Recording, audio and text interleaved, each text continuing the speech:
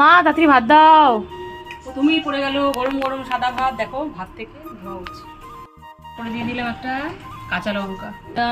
গরম ভাতে নিম পাতা ভাজা খাবি না বলেছিস, তাও কিন্তু দিলাম। তাই দিয়ে দিলাম লাউ পাতায় কাতলা ভাপা। এই রেসিপিটা খুব তাড়াতাড়ি কিন্তু মিত্রবাড়ির ডায়েরিতে আসছে, তোমরা কিন্তু চাইলে দেখে নিতে পারো। সেটা কিন্তু অবশ্যই ফেসবুকে।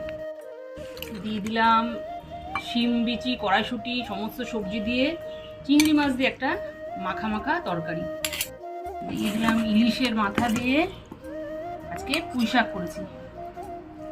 কাতলার মাথা দিয়ে যেমন ভালো লাগে, ইলিশের মাথা দিয়েও বেশ ভালো লাগে। দিয়ে দিলাম কাতলা মাছের কালিয়া। পিসগুলো দেখো, একটা মানে 150 গ্রাম সাইজ, বিভৎস বড় পিস।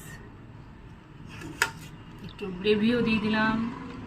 প্রথমেই পড়ে গেল শিম বীজ, কড়াইশুঁটির একটা তরকারি, সাথে মাছের মাথা দিয়ে পুঁই শাক, যেটা ইলিশ মাছের মাথা দিয়ে, আর সব শেষে কাতলা মাছের কালিয়া।